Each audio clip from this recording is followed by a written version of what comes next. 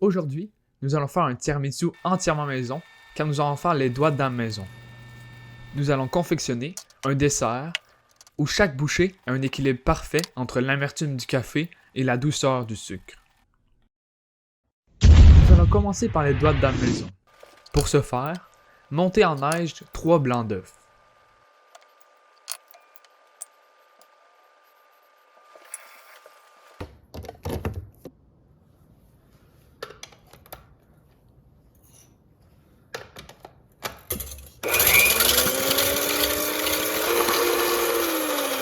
Lorsque ceux-ci sont mousseux, déposez quelques gouttes de jus de citron.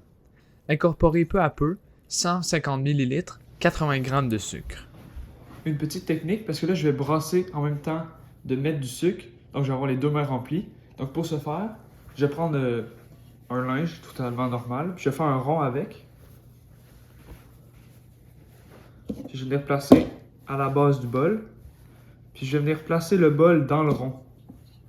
Ça va faire que ça devrait, en théorie, moins bouger. L'ajout de sucre lors de la cuisson va permettre une meringue plus lisse et onctueuse et va également donner une meilleure couleur lors de la caramélisation lors de la cuisson. Continuez à battre de 5 à 10 minutes jusqu'à ce que la meringue se raffermisse et devienne brillante. Dans mon cas, ça n'a pris que quelques minutes. Une meringue brillante est le signe d'une bonne incorporation du sucre et d'une texture parfaite. Ajoutez les jaunes d'œufs en continuant de battre. Arrêtez lorsque le mélange devient homogène. Si vous aimez la vidéo, n'hésitez pas à vous abonner. Incorporez 150 ml, 80 g de farine à l'aide d'une spatule en faisant des mouvements circulaires de haut en bas. Cela permet de conserver les bulles d'air de la meringue. Versez le mélange dans une douille à pâtisserie. Cela va faciliter lors de la création de doigts de dame. Si vous n'avez pas de douille à pâtisserie, vous pouvez utiliser un sac, comme un sac Ziploc, et couper un embout. Ça va vous faire une douille parfaitement utilisable. Déposez sur une plaque de cuisson du papier parchemin. Ensuite, faire des lignes avec la douille à pâtisserie pour recouvrir l'entièreté de la plaque.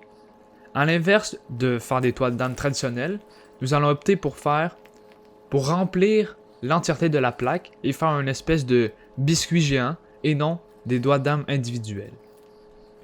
Saupoudrez les biscuits de sucre à glacer avec un tamis. Laissez sécher 5 minutes.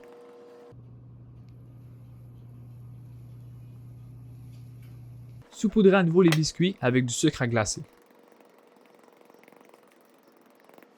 Cuire au four 15 minutes à 350 Fahrenheit, 180 Celsius, jusqu'à ce que les biscuits deviennent dorés ou blonds nacrés.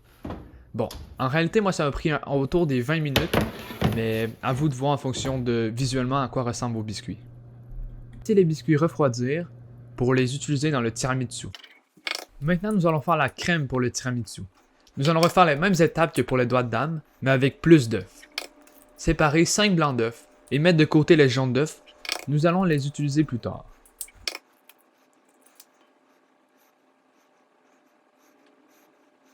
Montez en neige 5 blancs d'œufs.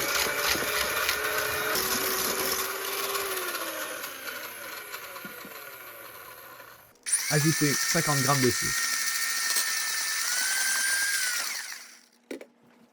Battre les jaunes d'œufs restants jusqu'à se former un mélange légèrement crémeux.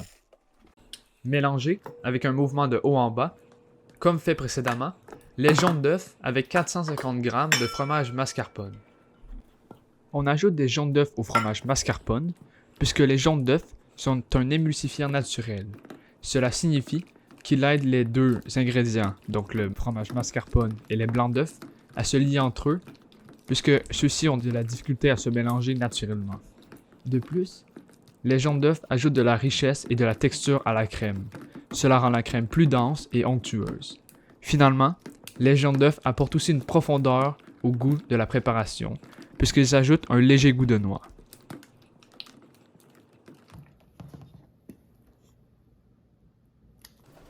Ajoutez le tiers des blancs d'œufs montés en neige et mélangez jusqu'à ce qu'ils soient juste assez incorporés.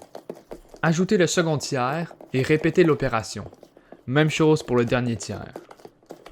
L'ajout des blancs d'œufs permet une légèreté et une texture aérienne et va aussi permettre de stabiliser la préparation de la crème. Bon, à ce moment-ci, je commence à beaucoup trop brosser et ça va avoir des effets néfastes sur le reste de la préparation. Puisqu'en théorie, la crème serait prête, mais dans mon cas, elle est beaucoup trop liquide. Je l'ai donc envoyée au frigo pour qu'elle se solidifie légèrement. Bon, on a un petit problème. Ça, c'est le bol qu'on va utiliser. Si je le mets au-dessus, on peut voir que ça rentre bien. Si je le pose là. Le problème, c'est qu'il faut faire 2 étages. Ça veut dire que je vais refaire d'autres biscuits dedans. On va maintenant monter le tiramisu. Enlevez les noix d'âme de la plaque et déposez-les sur le dessus de votre bol. De ce fait, avec un couteau, vous pouvez couper exactement la bonne taille de vos doigts de dame. Refaire la même chose avec l'autre partie des doigts de dame en les disposant soigneusement sur le dessus du bol et en les ajustant selon la taille du bol pour qu'ils couvrent bien toute la surface. Coupez l'excédent. Dans un bol de cuisson, pour ma part de 20 cm par 20 cm ou 8 pouces par 8 pouces, déposez une couche de crème uniformément dans le fond. Ajoutez les doigts de dame. J'ai ajouté la couche de crème trop vite et donc j'ai dû enlever toute la crème à la main puisque avant de mettre l'autre couche, on doit faire un café chaud. Pas pour boire, mais pour imbiber les doigts de dame de café. Avec un pinceau, frottez les doigts de dame jusqu'à ce que le pinceau détruise légèrement les doigts de dame.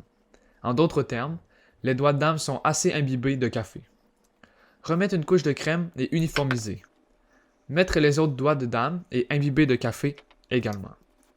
Mettre la dernière couche de crème sur le dessus. Si vous voulez une touche plus esthétique, vous pouvez utiliser une douille à pâtisserie pour faire des gouttes sur le dessus. Mais pour ma part, je vais seulement l'étaler uniformément.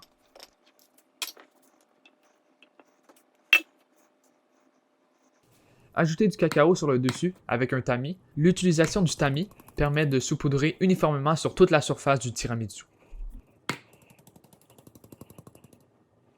Mettre au frigo une journée. Idéalement, on cherche à le mettre au frigo assez longtemps. Mais si c'est impossible pour vous, un minimum de 4 heures est fortement recommandé. Après 24 heures de repos, la couche de cacao est devenue légèrement brunâtre. Il suffit donc de rajouter une autre couche et maintenant vous pouvez le servir.